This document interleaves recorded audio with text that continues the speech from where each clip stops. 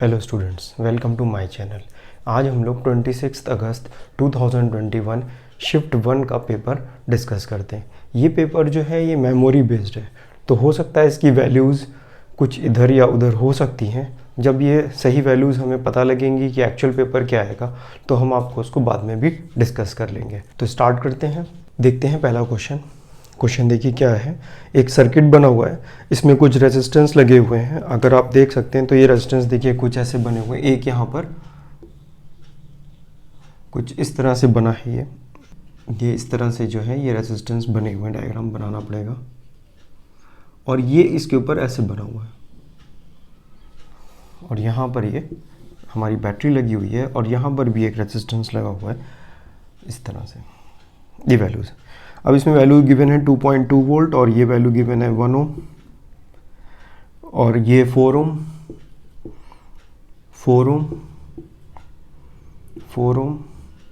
यहाँ पर भी एक रेजिस्टेंस लगा हुआ है, ये है 2 ओम और ये है 2 ओम। अब ये वैल्यूज़ हो सकता है थोड़ी इधर उधर हों, लेकिन ये इसी तरह से ही कोई क्वेश्चन पूछा गया था। इसमें आपको पावर कंज्यूम्ड बतानी थी कि सर्किट में कितनी पावर कंज्यूम्ड हो रही है। तो देखिए सीरीज पैरेलल, देखिए पहले इसका क्या मतलब है, ये ओवरलैप कर रहा है इसके ऊपर, यानी ये वायर जो है यहाँ पे जॉइंट नहीं है। ये इस तरह से नहीं बनाया गया, ये जॉइंट हो जाता अदरवाइज। यहाँ पर हमने सर्किट को ऐसे बनाया, ये पावर जो वायर है इसके ऊपर से जा रहा है। तो अगर आप देखो, अगर हम इस पॉइंट को अगर ए लिख दें और इस पॉइंट को अगर हम बी लिख दें, तो बताइए ये पॉइंट बी आ जाएगा। ये बी है, यहाँ पे कोई और एलिमेंट नहीं है, तो ये सब बी हो जाएंगे, ये पूरा ए हो जाएगा। अब आप देखिए ये 2 और ये 2 सीरीज में, जो भी करंट इससे पास करेगी वो इससे भी पास करेगी। तो ये 2 और ये 2 सीरीज में, ये 4 नीचे से जा रहा है, ये 4 और ये 4 हमारे सीरीज में, ठीक है। तो अगर आप इस पूरे के क्रॉस देखेंगे तो ये सर्किट हमें कुछ ऐसा बनता हुआ दिखाई देगा। ये चारों जो है हमें पैरेलल में ही दिखाई देंगे। अगर आप देखो तो ये सारे बी एंड पे लगे हुए हैं और ये सब हमारे ए एंड पे लगे हुए हैं। तो पहले ये वाला देखिए, ये 4 ओम हो गया, ठीक है ना। ये वाला कितने का रेजिस्टेंस था, लास्ट वाला, ये हमारा 8 ओम का है, ये 8 ओम का हो गया। देखिए ये 4 और ये 4, तो ये 8 हो गया, और ये 2 और ये 2 4 हो गया, तो ये 4 हो गया। देखिए इस पूरे के क्रॉस ए बी, इसके क्रॉस भी ए बी, इसके क्रॉस भी ए बी, और इसके क्रॉस भी ए बी। इसका मतलब है कि ये हमारे सारे पैरेलल में कनेक्शंस हो गए। इनको हम सॉल्व कर लेंगे। अब देखिए सर्किट बिल्कुल सिंपल सा हो गया, ये सारे पैरेलल में लगे हुए हैं, और ये एक 1 ओम का और लगा हुआ है यहाँ पे। अब जब ये पैरेलल में है तो कितना हो गया, देखिए 8 और 8 पैरेलल में, तो 4 हो गया, और 4 और 4 ये 2 हो गया।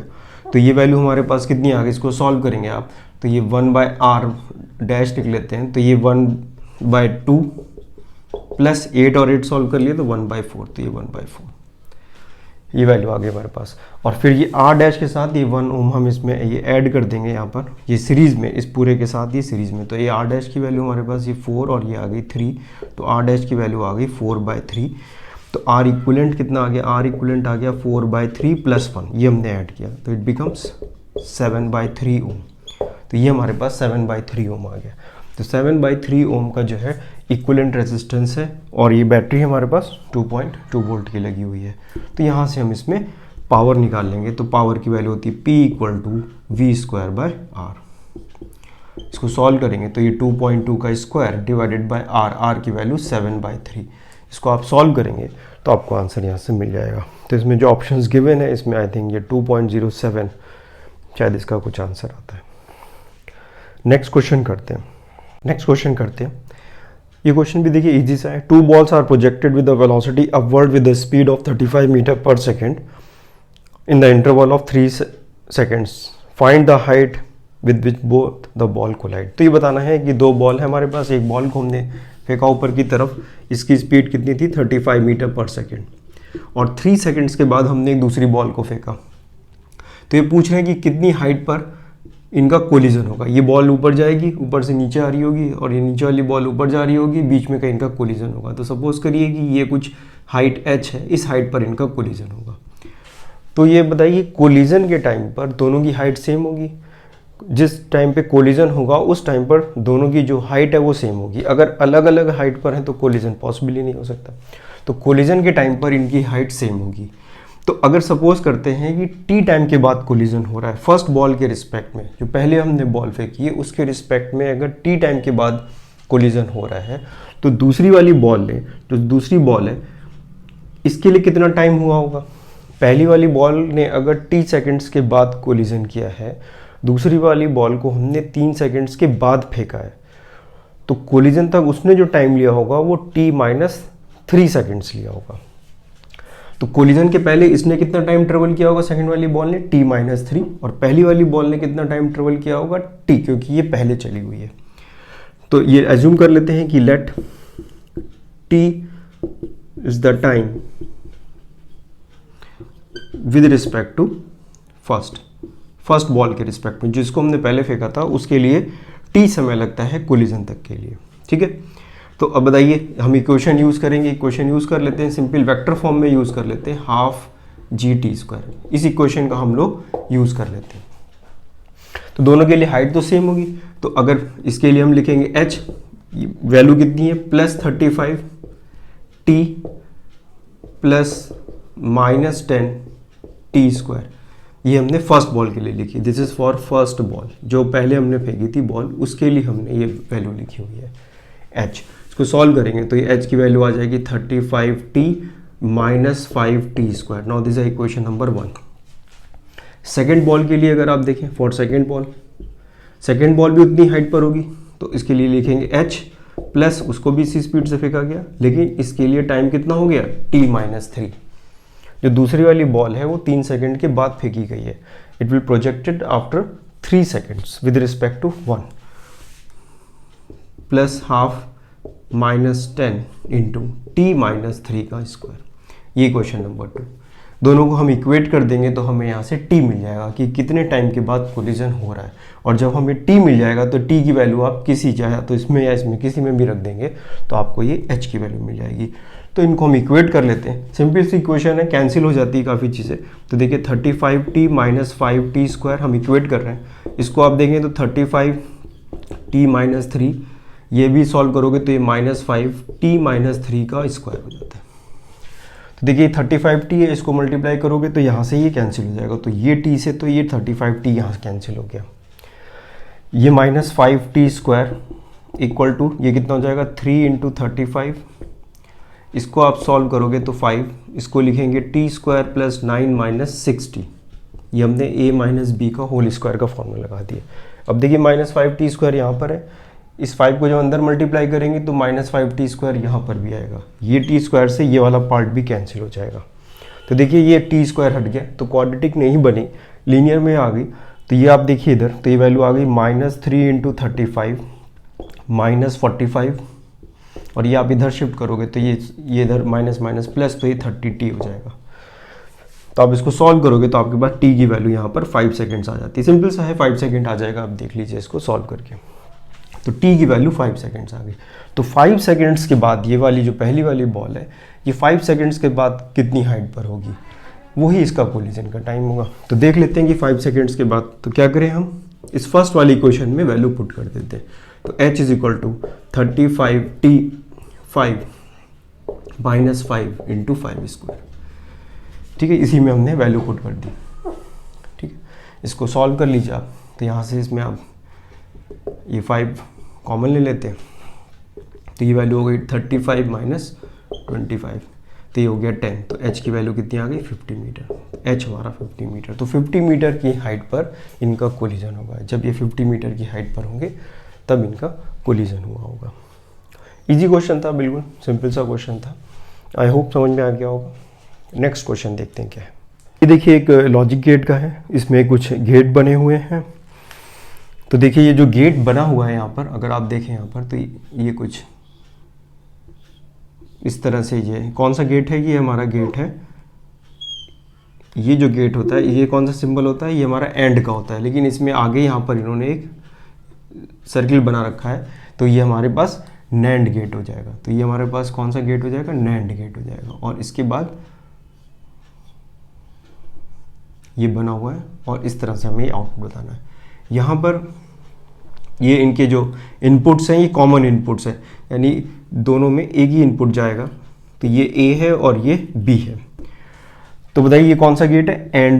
नैंड गेट है, नैंड। ये आगे जो है नॉट, जीरो लगाने का मतलब है नॉट हो जाता है, तो ये नैंड गेट है।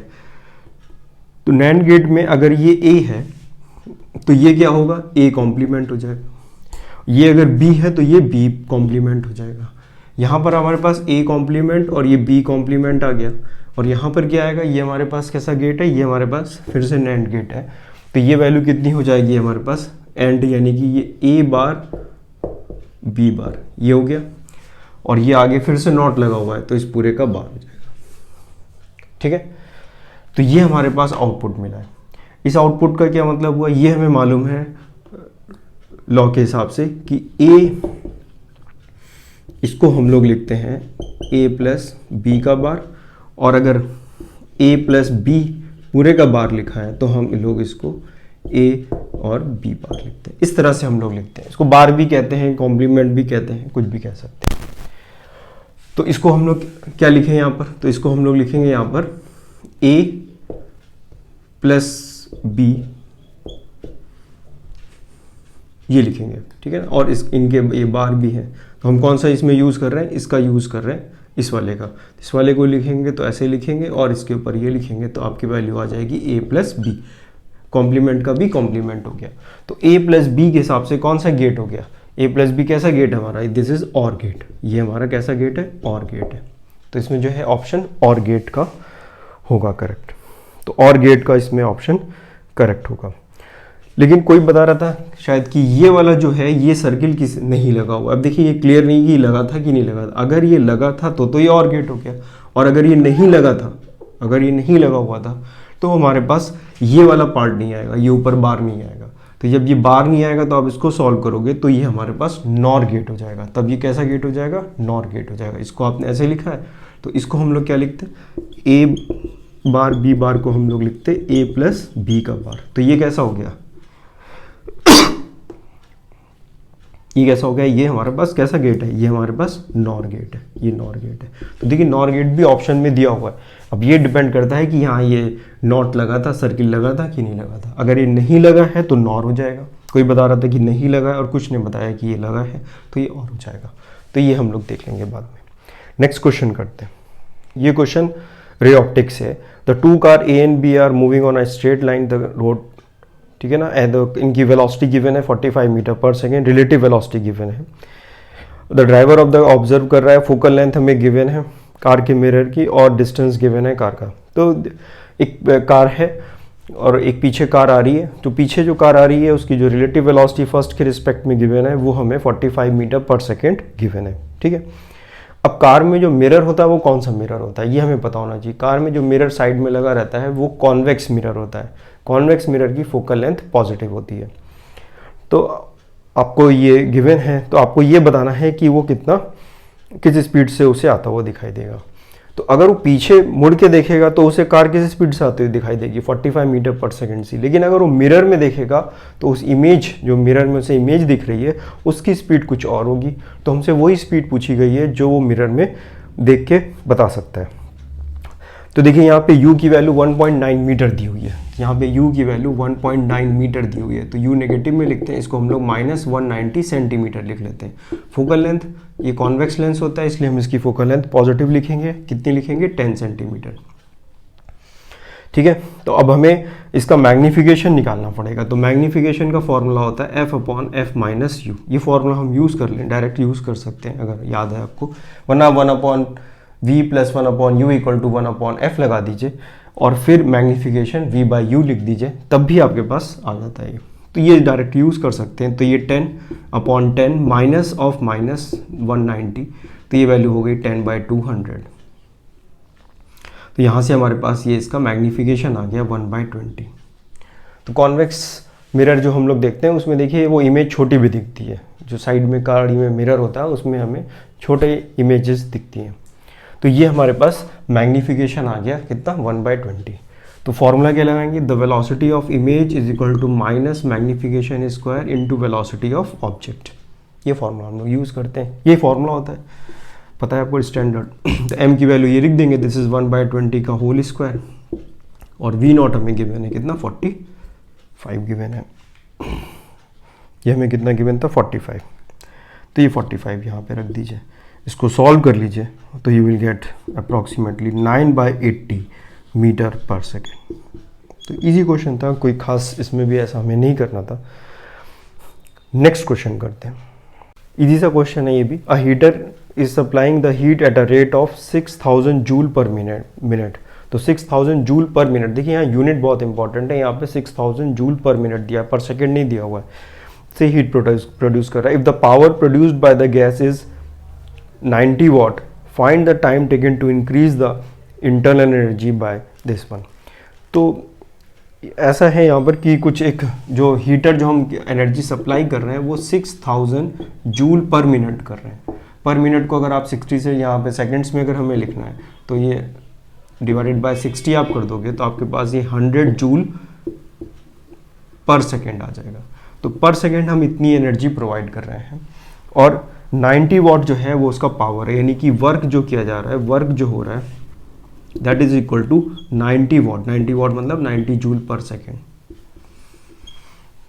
तो ये पूछ रहे हैं कि इतनी एनर्जी कब होगी। तो देखिए सपोज ऐसे मान लीजिए आपकी कोई एक कंटेनर है और इसको हमने किसी ओवन में रखा हुआ है, ठीक है ना, नीचे कोई हीट हम इसे प्रोवाइड कर रहे हैं, आप ऐसे एज्यूम कर लीजिए।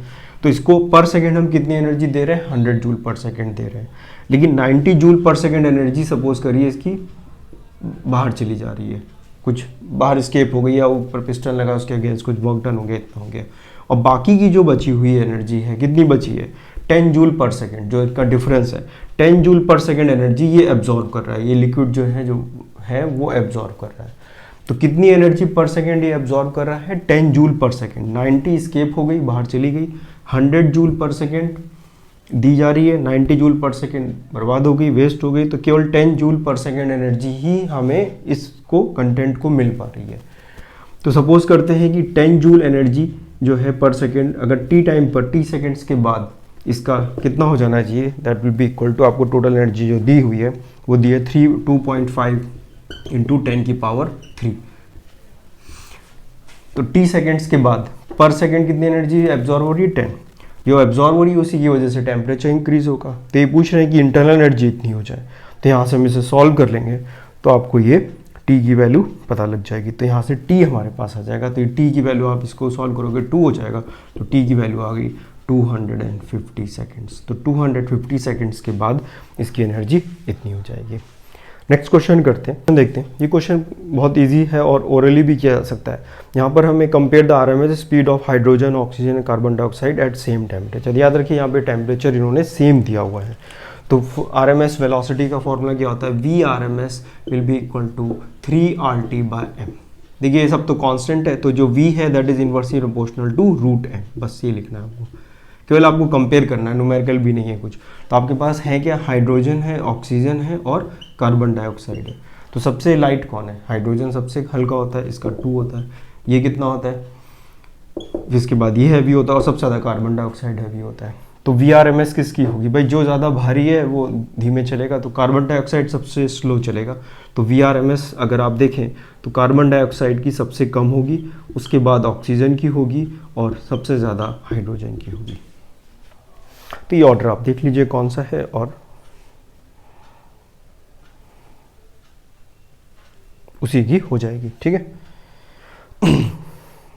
हाइड्रोजन की सबसे ज़्यादा होगी, फिर ऑक्सीजन और फिर ये कार्बन डाइऑक्साइड की।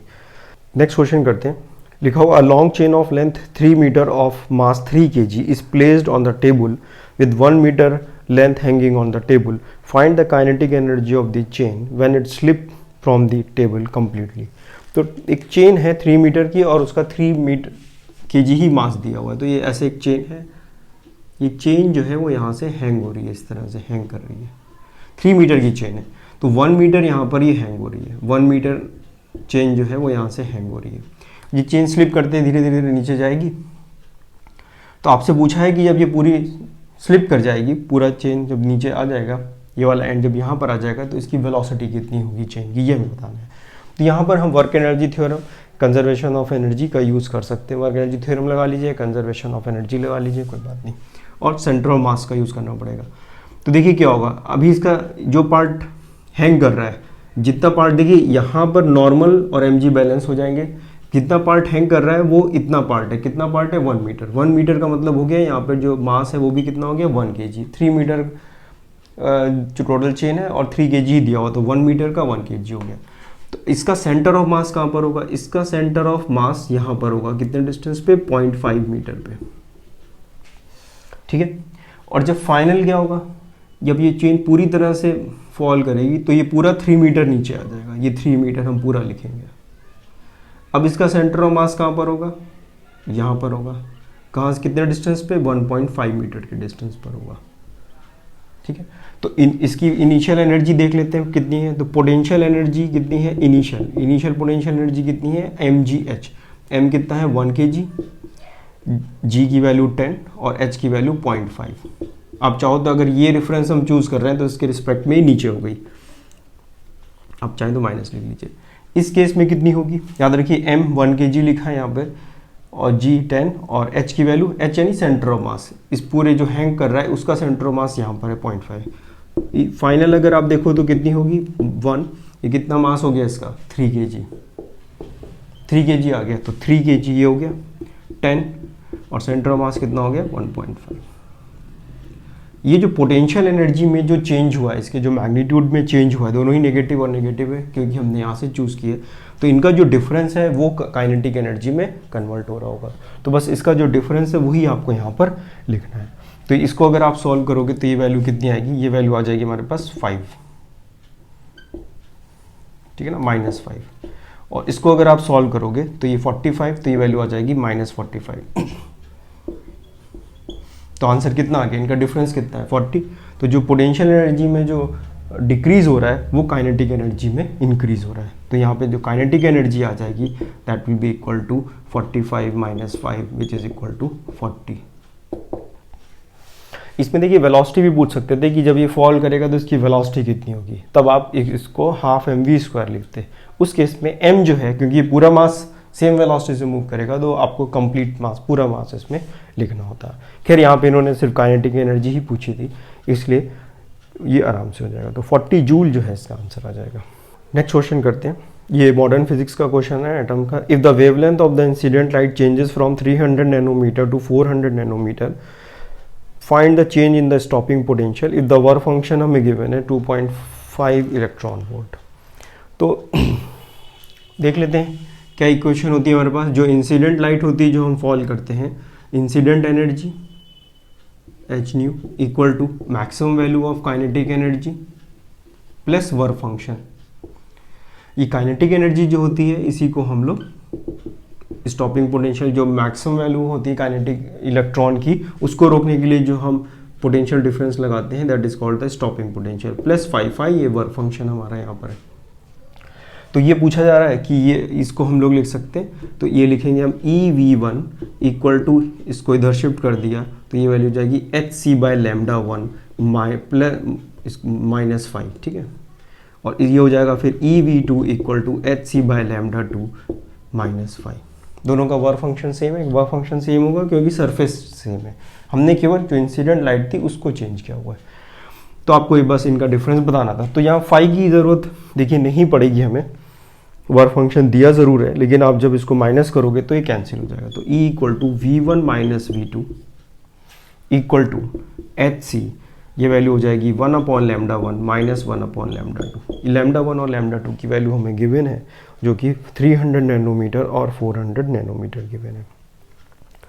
तो अब ये बस वैल्यू यहाँ पे पुट कर दीजिए। ये HC की वैल्यू हम लोग को पता होती है, तो ये वैल्यू हो जाएगी E times of V1 - V2, ये पोटेंशियल लिखा हुआ है, और that will be equal to 1240, और फिर ये वैल्यूज़ आप पुट कर दीजिए। तो ये वैल्यू हो जाएगी यहाँ से λ1 λ2, और ये वैल्यू हो जाएगी λ1 - λ2, जो भी इनकी मैग्नीट्यूड वाइज है, आप उसको वैल्यू यहाँ पे पुट कर दीजिए तो आपको ये वैल्यू आंसर आ जाएगा। तो इसका आंसर आई थिंक ये 1.03 इलेक्ट्रॉन वोल्ट के आसपास आ जाता है। ये इलेक्ट्रॉन ही लिखा है तो आप इलेक्ट्रॉन वोल्ट के टर्म्स में लिख लीजिए आराम से। यूनिट का ध्यान रखिएगा, थोड़ा सा सॉल्व हो जाएगा आराम से। ये वेव ऑप्टिक्स का है, यंग्स डबल स्लिट एक्सपेरिमेंट का सिंपल सा क्वेश्चन है। इन YDSC, y is the distance between the slit and d is the distance between the screen and slit plane. If y1 is the of first maxima from the central maxima for the red light and y2 is the distance of the violet light. तो ये दिया हुआ है तो देखिए जो y की value होती है, जो y दी होता है that will be equal to lambda capital D by small d, ये लिखा हुआ। जो y1 होगा हमारे लिए lambda capital D by small d, ये फिजिकल पैरामीटर हैं जो कि चेंज नहीं हो रहे होंगे, केवल हमने लाइट को चेंज किया है, इसलिए इसकी वजह से केवल हमें ये फॉर्मूला लगाना है। दूसरे केस में डिस्टेंस y2 हो जाता है क्योंकि हमने वेवलेंथ चेंज कर दी है लाइट की, तो ये आ जाएगा। इन दोनों को आप यहाँ से माइनस कर दीजिए, लैम्डा 1 माइनस लैम्डा 2 कर दीजिए आप यहाँ पे, तो इसको आप माइनस करेंगे तो ये वैल्यू आ जाएगी y1 minus y2 equal to lambda 1 minus lambda 2 capital D by small d। तो आपसे यही पूछा गया इसमें, what is the difference between the wavelength of red and violet, तो इनके बीच का ये डिफरेंस पूछा गया है। तो ये वैल्यू हो जाएगी y1 minus y2 small d by capital D equal to delta lambda, ये आ जाएगा। तो वैल्यू पुट कर देते हैं यहाँ पर हम लोग, क्योंकि small d by capital D तो ये आ ही रहा है, और ये वैल्यू आ जाएगी y1 माइनस y2, ठीक है। तो ये आंसर आ जाएगा, कौन सा ऑप्शन आ जाएगा, सेकंड ऑप्शन वाला यहाँ से करेक्ट हो जाएगा। सिंपल सा क्वेश्चन था, हो जाता है। नेक्स्ट क्वेश्चन करते हैं। ये वेव का क्वेश्चन है, डॉपलर्स इफेक्ट का। इजी क्वेश्चन है ये भी, कोई खास इसमें भी प्रॉब्लम नहीं होनी चाहिए। An observer and the source both are moving away with the speed, दोनों की एक ऑब्जर्वर है और सोर्स है। सोर्स जो साउंड प्रोड्यूस कर रहा है, ऑब्जर्वर जो सुन रहा है, दोनों एक दूसरे से दूर जा रहे हैं। देखिए लिखा हुआ है 20, क्वेश्चन बहुत ध्यान से पढ़िए, 20 मीटर पर सेकेंड, और ये भी यहाँ पे 20 मीटर पर सेकेंड की स्पीड से मूव कर रहे हैं in opposite direction. The frequency of the sound observed is, observer ही तो ऑब्जर्व करेगा, तो इससे अगर पूछा जाए तो ये बताएगा कि इसको 1800 हर्ट्ज फ्रीक्वेंसी सुनाई दे रही है। तो एक्चुअली में ये कितनी प्रोड्यूस कर रहा होगा हमें ये बताना है। तो फॉर्मूला हमें पता है F equal to F not, ऊपर क्या लिखते हैं, ऊपर हम ऑब्जर्वर लिखते हैं, नीचे हम सोर्स लिख रहे हैं। जब ये एक दूसरे से दूर जा रहे होंगे तो फ्रीक्वेंसी क्या हो रही होगी, डिक्रीज कर रहेगी। तो ये फ्रीक्वेंसी ज़्यादा होगी और ये कम होगी, क्योंकि दूर जा रहा है इसलिए फ्रीक्वेंसी की क्या हो रही है, कम हो रही है। तो फॉर्मूला क्या लिखेंगे, F equal to F not, यहाँ velocity v minus V not upon v plus V S. देखिए ये फॉर्मूला हमें लिखना पड़ेगा यहाँ पे। ये दूर जा रहा है, मान लीजिए अगर सोर्स हमारा रेस्ट पर होता तो ये इससे दूर जाता तो हमें माइनस लगाना पड़ता, और अगर ये रेस्ट पर होता तो हमें नीचे प्लस वी एस लगाना पड़ता।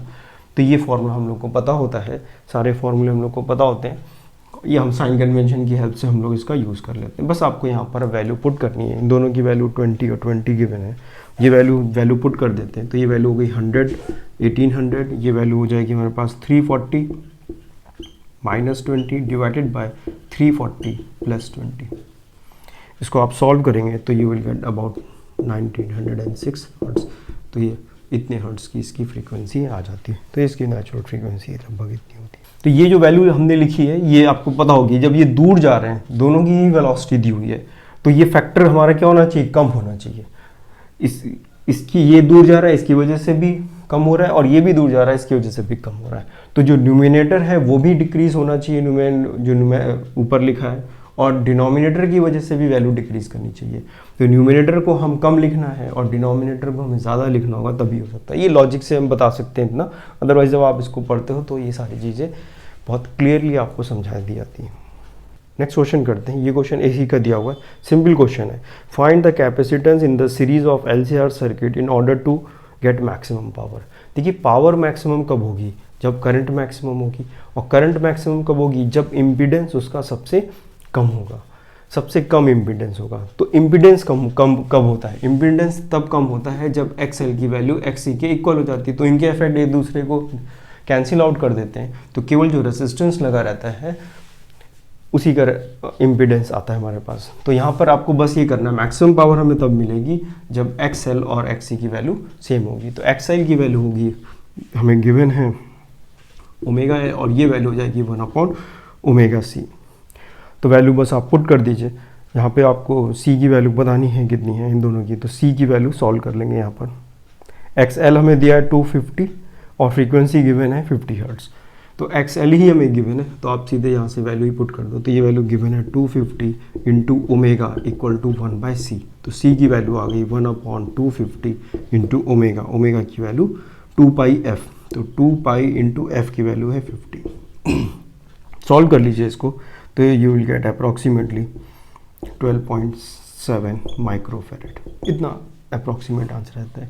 ये 100 पाई हो जाएगा, यहाँ से सॉल्व करेंगे तो अप्रॉक्सीमेटली इतनी वैल्यू यहाँ पर आ जाती है। इजी क्वेश्चन था ये भी, कोई खास इसमें हमें नहीं करना था।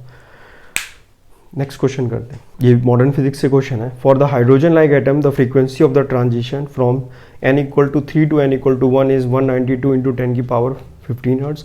Find the frequency when n की वैल्यू इतनी होती है। तो देखिए हमें मालूम है frequency h new = E0z² 1/n1² minus 1/n2²। तो देखिए हम चेंज तो कर नहीं रहे हैं, उसी एटम का ही यूज़ कर रहे हैं, तो ये सब चीज़ें सेम रहेगी। जो फ्रीक्वेंसी है that is proportional to 1/n1² minus 1/n2², बस इसका हमें यूज़ करना है। तो देखिए पहले इसकी फ्रीक्वेंसी गिवन है कितनी, 192 × 10⁻15 डिवाइडेड बाय न्यू, हम फाइंड करेंगे जो नई फ्रीक्वेंसी है। इसकी वैल्यू कितनी हो जाएगी, यह कहाँ से कहाँ तक जा रहा है, 1 से 2 तक, तो ये 1 - 1/2, 2 का स्क्वायर कर दीजिए, ठीक है। सॉरी 3 तक जा रहा है, पहले वाले में 3 तक जा रहा है, और दूसरे वाले में 1/1 माइनस 1/2 का स्क्वायर कर दीजिए। इसको सॉल्व कर लीजिए। पहले में ट्रांजिशन यहाँ से यहाँ तक हो रहा है, तो ये वैल्यू कितनी हो जाएगी, ये 9 हो जाएगा, 9 - 1 8, तो ये वैल्यू आ जाएगी हमारे पास 8/9, और ये वैल्यू आ जाएगी हमारे पास 4 - 1 3, तो ये वैल्यू आ जाएगी 3/4, ठीक है। इसको आप सॉल्व करेंगे तो आपको यहाँ से फ्रीक्वेंसी की वैल्यू मिल जाएगी, ठीक है। तो 4 ऊपर चला जाएगा तो ये वैल्यू हो जाएगी 32, और ये नीचे आ जाएगा तो हो जाएगा 27, तो ये 27, तो इसको आप मल्टीप्लाई कर दें तो फ्रीक्वेंसी की वैल्यू आ जाएगी 192 × 10⁻15 × 27 डिवाइडेड बाय 32। इसको आप सॉल्व कर लीजिए, you will get the answer. Approximate answer इसका 162 × 10⁻15, 162 × 10⁻15। ये 15 तो ऐसे ही है, यहाँ पे ऐसे ही रह जाएगा, 162 के आसपास आ जाए। नेक्स्ट क्वेश्चन करते हैं, ये वेरिएबल मास का क्वेश्चन है, न्यूटन्स लॉ से। The initial fuel of the rocket is 1000 kg. It was given the acceleration of 20 m/s square. Velocity of the fuel with respect to the rocket is 500 m/s. Find the rate of combustion of fuel. हमें बताना है। तो देखिए जो rocket है, rocket proportion का, तो ये जो रॉकेट है ये, तो ये ऊपर की तरफ इसमें थ्रस्ट लगता है Ft, और ये नीचे जो है इसमें ये गैस इजेक्ट हो रही है, ठीक है ना, ये थ्रस्ट लगता है। तो Ft - mg, इसका वेट लग रहा होगा, that will be equal to m × a, और ये Ft की वैल्यू कितनी होती है, हमें मालूम है कि ये dp/dt होता है, फोर्स जो थ्रस्ट होता है, this is a rate of change of momentum, Newton second law. तो यहाँ पे लेकिन मास वेरिएबल कर रहा था, यहाँ पर हम लिखेंगे इसको dm/dt इंटू वेलोसिटी, ये v r velocity, relative velocity with respect to rocket लिखते हैं, तो ये dm/dt इंटू वी आर, तो ये वैल्यू हो गई हमारे पास dm/dt velocity minus mg equal to m × a, तो ये आ जाएगा हमारे पास dm/dt, वेलोसिटी हमें गिवन है कितनी, 500 आई थिंक गिवन है, इक्वल टू इनिशियल मास कितना है 1000, g की वैल्यू 10, और एक्सेलरेशन दिया हुआ है 20, तो ये वैल्यू आ गई 30। सॉल्व कर लीजिए इसको, तो आपको ये dm/dt मिल जाएगा। तो ये dm/dt ही आपको फाइंड करना है। दिस हाउ मच, ये 500 था, ये 2 हो गया, और ये 30, तो ये वैल्यू आ गई हमारे पास 60, तो 60 kg/s, ये इसका आंसर हो जाएगा। नेक्स्ट क्वेश्चन करते हैं, ये रोटेशन का है, मोमेंट ऑफ इनर्शिया का। Find the moment of inertia of a badminton racket about an axis passing through the point A and perpendicular to the plane as shown in figure. The mass m, circular portion का mass m दिया हुआ है, और छोटे वाले का mass small m दिया हुआ है, और इसका रेडियस जो है, तो देखिए क्वेश्चन कुछ इस तरह से दिया हुआ है कि एक रैकेट है हमारे पास, बैडमिंटन रैकेट है, और ये इसका रॉड दिया हुआ है, ठीक है ना, ये रॉड इस तरह से दी हुई है। हमें इस एक्सिस के अबाउट बताना है, ये एक्सिस है, इस एक्सिस के अबाउट हम इसे रोटेट करना चाहते हैं। इस एंड से इसका डिस्टेंस गिवन है कितना, r/2, इसका रेडियस है r, ये टोटल हमें कितना गिवन है 6r, यहाँ से यहाँ तक का ये जो डिस्टेंस गिवन है, यहाँ तक जो इसकी रॉड है वो 6r की है, और इसका रेडियस खुद का कितना है r है। तो इसके अबाउट हमें बताना है कि इस एक्सिस के अबाउट, जो कि यहाँ से r/2 पर है। तो इसको कैसे हम लोग करेंगे, तो इसमें हम लोग को पैरेलल एक्सिस थ्योरम लगानी पड़ेगी यहाँ पर। तो पहले हमें ये मालूम है कि जो बैडमिंटन है, देखिए बैडमिंटन जो है वो रिंग की तरह होता है, इसलिए यहाँ बीच में नेट लगा रहता है यहाँ पे, है ना। तो इसके अबाउट इसका मोमेंट ऑफ इनर्शिया हमें पता होता है कितना होता है, mr²/2। कैपिटल M लिखा हुआ है, इसका मास हमें कैपिटल M दिया हुआ है और इसका मास हमें स्मॉल m दिया हुआ है, ठीक है। तो कैपिटल mr²/2 ये मोमेंट ऑफ इनर्शिया बैडमिंटन का, ये जो सर्कुलर पार्ट है रिंग है, इसका डायमेट्रिकल एक्सिस के अबाउट हो गया। और यहाँ से इसका डिस्टेंस कितना हो गया, ये डिस्टेंस हो गया r, और ये टोटल कितना था हमारे पास 6r, और ये हो गया 7r। 7r में से आपको ये r/2 माइनस करना पड़ेगा। तो यहाँ से जो h की वैल्यू आएगी जो हम लिखेंगे that is 7r minus r/2। तो ये वैल्यू हो जाएगी यहाँ से हमारे पास 13r/2। तो जब हमें केवल इस सर्कुलर पार्ट का जब मोमेंट ऑफ इनर्शिया लिखना होगा तो इसका जो मोमेंट ऑफ इनर्शिया आएगा वो आ जाएगा हमारे पास mr²/2 plus parallel axis theorem mh²। m और h की वैल्यू हम ये लिख देंगे 13r/2 का स्क्वायर, ये r लिख देते हैं यहाँ पर, 13r² r/2 का होल स्क्वायर। तो ये मोमेंट ऑफ इनर्शिया किसका आ गया, जो रैकेट है हमारा इसका आ गया। अब हमें इस रॉड का भी निकालना है। इस रॉड का मास स्मॉल m दिया हुआ है, तो अब इसका निकालना पड़ेगा। बताइए ये टोटल कितना था 6r। इसका जो सेंटर ऑफ मास है रॉड का वो कहाँ पर होगा, इसका जो सेंटर ऑफ मास है वो ये होगा, इसके मिडिल पे सेंटर ऑफ मास होगा। इसके अबाउट इसका मोमेंट ऑफ इनर्शिया कितना होता है, सेंटर ऑफ मास के अबाउट होता है m, स्मॉल m लिखते हैं, m l²/12, ml²/12। l कितना है इसका 6r, तो m l²/12 ये इसका मोमेंट ऑफ इनर्शिया हो गया। सिर्फ रॉड की बात कर रहे हैं, रॉड का सेंटर ऑफ मास के अबाउट, रॉड के अपने सेंटर ऑफ मास के अबाउट m l²/12। l कितनी लेंथ दिखे रहे हैं 6 है, तो ये, और इसको हमने इधर शिफ्ट किया। तो बताइए ये डिस्टेंस कितना है 3r, ये r/2। तो इसके लिए h कितना हो जाएगा, ये h' अगर हम इसे लिखें तो h' कितना हो जाएगा, तो h' की वैल्यू आ जाएगी यहाँ से यहाँ तक कितना 3r माइनस r/2। तो ये वैल्यू आ गई हमारे पास, कितनी आएगी ये 6 - 1 5r/2। तो मोमेंट ऑफ इनर्शिया रॉड का अगर देखे जाए, इस रॉड के लिए लिखें तो कितना लिखना पड़ेगा, this is small m 6r m/12 plus small m h² यानी कि 5r/2 का होल स्क्वायर। तो ये हमारे इस वाले पार्ट का मोमेंट ऑफ इनर्शिया है और ये हमारा इस वाले पार्ट का मोमेंट ऑफ इनर्शिया। इन दोनों को आप ऐड कर दीजिए, इन दोनों का जो एडिशन है वही आंसर हो जाएगा यहाँ पर। तो ऑप्शन इसमें आपको सिंपली सॉल्व करना है, ज़्यादा कुछ नहीं करना है, सॉल्व करेंगे तो आ जाएगा। ये स्मॉल m लिखा हुआ है, ये कैपिटल M लिखा हुआ है। नेक्स्ट क्वेश्चन करते हैं। Two travelling wave produce a standing wave represented by the equation. तो एक इक्वेशन हमें गिवन है, तो y की वैल्यू हमें गिवन है दैट इज इक्वल टू 1.0, ये मिलीमीटर में है, कॉस 1.57x, और इधर ये लिखा हुआ है साइन 78.5 सेकेंड, ये t होता है तो ये t लिख दिया है, t सेकेंड से ये देखो। तो ये स्टैंडिंग वेव की क्वेश्चन है, हमें बताना है नोड कब बनेगा। तो देखिए ये डिस्प्लेसमेंट है, जितने भी पार्टिकल्स हैं अलग अलग पोजीशन पे जो पार्टिकल है उनका एम्पलीट्यूड कितना है वो ये बताया जा रहा है। तो अगर नोड है तो नोड का एम्पलीट्यूड कितना होता है, नोड मतलब जो हमेशा के लिए रेस्ट पर आ जाए, उसका एम्पलीट्यूड 0 होना चाहिए, यानी इसकी वैल्यू 0 होनी चाहिए। तो ये वैल्यू कॉस की वैल्यू कब 0 होती है, कॉस π/2 पे वैल्यू 0 होती है, कॉस 90 की वैल्यू 0 होती है। तो ये 1.57x की वैल्यू जो है ये π/2 होनी चाहिए। तो ये 1.57 इंटू x, ये x लिखा हुआ है, पाई 3.14 डिवाइडेड बाई 2, इसको आप सॉल्व करोगे तो 1.57 ही आ जाता है, तो x की वैल्यू 1 आ जाती है।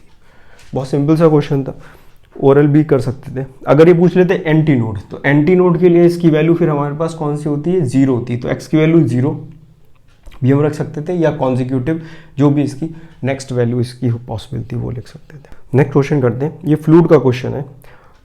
There is a soap bubble of radius 6 centimetre, the another soap bubble of 3 centimetre inside it. तो दो सोप बबल एक के अंदर ही, एक 6 सेंटीमीटर के अंदर एक 3 सेंटीमीटर का सोप बबल है। ये 3 सेंटीमीटर गिवन है और ये 6 सेंटीमीटर गिवन है,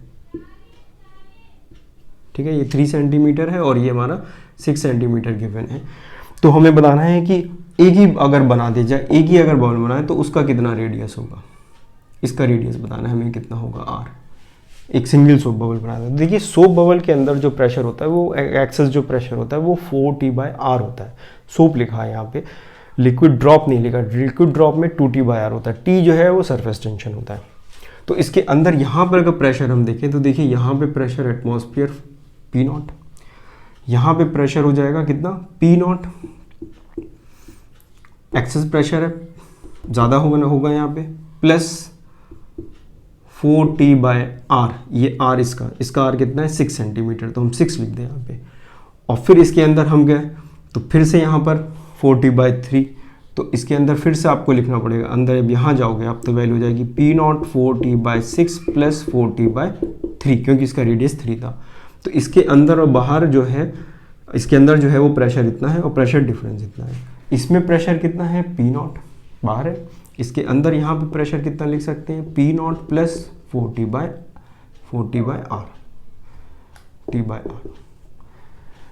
ठीक है। अब वो कह रहे हैं इसके अंदर का जो प्रेशर है वो इसके प्रेशर के बराबर हो जाए, तो इक्वेट कर दीजिए यहाँ पे, तो ये वैल्यू हो जाएगी P0 4T/6 plus 4T/3 equal to P0 4T/R। इसके अंदर जो प्रेशर है और जो इसके अंदर प्रेशर है वो सेम हो जाए। ये एक ही सोप बबल से बना, एक ही सोप, इसके अंदर एक सोप के अंदर बबल के अंदर दूसरा सोप बबल भी है, तो ये कैंसिल आप कर दोगे, 40 सारे ऊपर से कैंसिल हो जाएंगे। तो यहाँ से आपके पास 1/6 प्लस 1/3 इक्वल टू 1/R ये आ जाएगा। तो इसको सॉल्व करोगे तो you will get R is equal to 2 centimetre, क्योंकि आपने ये यूनिट सेंटीमीटर में लिखी थी, एज इट इज़ सेंटीमीटर में ही आंसर आ जाएगा आपके पास। नेक्स्ट क्वेश्चन करते हैं। ये क्वेश्चन करंट इलेक्ट्रिसिटी का है, इजी ही क्वेश्चन है, कोई कुछ खास इसमें नहीं दिया हुआ है। The 2 wire equal length of diameter 2 millimetre each having the resistivity given है ρ1 and ρ2 respectively are connected in parallel. ये डायग्राम भी बना हुआ है। So there equivalent resistance 3 ohm आ जाता है और ये वैल्यूज हमें बतानी है। तो सपोज करते हैं कि ये एक हमें 2 रेजिस्टेंस गिवन है, यहाँ पे इस तरह से बना हुआ है, इस तरह से, और पैरेलल में सपोज कर इसका रेजिस्टेंस R1 है, इसका रेजिस्टेंस R2 है। तो R1 की वैल्यू कितनी हो जाएगी ρ1 L इंटू ए, याद रखिए L और A सबके सेम दिए। R2 की वैल्यू कितनी हो जाएगी ρ2 L इंटू ए। दोनों की लेंथ देखिए सेम दी हुई है, 2 wire of equal length, diameter 2 millimetre each, तो एरिया ऑफ क्रॉस सेक्शन भी सेम है, केवल ये अलग है, ये पैरेलल में लगे हुए हैं। तो R इक्वलेंट की वैल्यू होती है R1 R2 upon R1 plus R2, और ये वैल्यू हमें गिवन है कितनी 3 ओम। इसी को उन्होंने कहा है कि ये 3 ओम दी हुई है वैल्यू। अब आप R1 R2 की वैल्यू यहाँ पुट कर दीजिए, तो बताइए कितना आएगा। इसको अगर आप पुट करेंगे तो L/A, ये ρ1 ये ρ2 हो जाएगा, और यहाँ से ये ρ1 प्लस ρ2 हो जाएगा। तो इसकी वैल्यू अगर आप देखो तो 3 इक्वल टू, ये 3 ओम हमने लिखा अभी, ये वैल्यू हो जाएगी ρ1 ρ2 divided by ρ1 plus ρ2 into L/A। देखिए ये L/A आप जब इसमें वैल्यू पुट करोगे तो कॉमन आ जाएगा, नीचे वाला एक कॉमन लोगे, ऊपर 2 बार लिखा होगा, एक कॉमन लेके कैंसिल हो जाएगा, एक यहाँ पे बचा रह जाएगा। ρ1 ρ2 की वैल्यू हमें यहाँ पे मेंशन है ऑलरेडी, वो वैल्यूज़ आप पुट कर दीजिए। तो पहले कितनी गिवन है 12 माइक्रो ओम सेंटीमीटर। तो आपको ये इसकी लेंथ एक्चुअली में बतानी है कितनी, और लेंथ सारी मीटर में गिवन है, तो हमें इन सब की यूनिट को जो है चेंज करना पड़ेगा। तो ρ1 की वैल्यू कितनी है, तो ρ1 की वैल्यू हमें गिवन है 12 माइक्रो ओम मीटर सेंटीमीटर, ठीक है। और ρ2 की वैल्यू गिवन है 51 माइक्रो ओम सेंटीमीटर, ठीक है। तो इसको हम लोग को ये चेंज करना पड़ेगा। तो इसकी वैल्यू कितनी होगी, देखिए ये माइक्रो 10 की पावर -6, माइक्रो 10 की पावर -6, और ये सेंटीमीटर है, इसको हमें मीटर में कन्वर्ट करना पड़ेगा, ठीक है। इसको हमें मीटर में जो है चेंज करना पड़ेगा। तो आप कन्वर्जन करके यहाँ पे पुट कर दोगे तो आपको ये लेंथ की वैल्यू आ जाएगी। याद रखिए एरिया ऑफ क्रॉस सेक्शन भी इसमें 2 मिलीमीटर गिवन है, सॉरी डायमीटर हमें पता है, तो डायमीटर अगर 2 है तो एरिया ऑफ क्रॉस सेक्शन की वैल्यू πr² होगी, और r की वैल्यू कितनी होगी, r हो जाएगा इसमें 2 मिलीमीटर की जगह 1 मिलीमीटर हो जाएगा। तो 1 × 10 की पावर -3 का स्क्वायर आप करोगे तो ये π × 10 की पावर -6 जो है इसका एरिया ऑफ क्रॉस सेक्शन आ जाएगा। बस आपको अब ये वैल्यूज़ पुट करनी है और आपको ये लेंथ आ जाएगी यहाँ से, ये वैल्यू पुट कर लेना आप यहाँ पे, इनकी वैल्यू सॉल्व हो जाएगा। इसका आंसर जो है आई थिंक 97 मीटर के आसपास आता है, तो 92nd ऑप्शन इसका जो है करेक्ट। नेक्स्ट क्वेश्चन देखते हैं, ये हीट एंड थर्मोडायनामिक्स का क्वेश्चन है, इजी सा क्वेश्चन है। Assume the ideal gas is taken from A to B, process an isothermal, तो करस्पॉन्डिंग पीटी ग्राफ बताना है। तो देखिए ये सिंपल सा क्वेश्चन है बिल्कुल, ये एक आइसोथर्मल प्रोसेस है, पीवी कर्व हमें गिवन है और प्रेशर देखिए इसमें डिक्रीज हो रहा है, प्रेशर डिक्रीज हो रहा है और वॉल्यूम इंक्रीज हो रहा है ए से बी में। आइसोथर्मल है, दिस एन आइसोथर्मल कर्व। तो आइसोथर्मल में टेम्परेचर कांस्टेंट होता है, तो जो भी ऑप्शन गिवन है उसमें टेम्परेचर तो सीधा होना चाहिए। मतलब ये अगर हमें सारे ऑप्शंस में देखिए पीटी दिया हुआ है, ये भी पी और ये भी पीटी दिया हुआ है, तो ये दो ऑप्शन देखिए, एक में एरो ऐसे बना हुआ है और एक में एरो ऐसे बना हुआ है, तो टी तो सेम ही होना चाहिए। और बाकी के जो फर्स्ट और सेकेंड ऑप्शंस गिवन है उसमें प्रेशर सेम दिया हुआ, हॉरिजॉन्टल लाइन बनाई हुई है, तो टेम्परेचर सेम होने के लिए ये ऑप्शंस पॉसिबल। अब बताइए इसमें हो क्या रहा है, प्रेशर डिक्रीज हो रहा है, तो प्रेशर इसमें डिक्रीज हो रहा है, इसमें इंक्रीज हो रहा है, तो ये वाला ऑप्शन करेक्ट हो जाएगा। तो ये तो ओरल क्वेश्चन था। अगर ये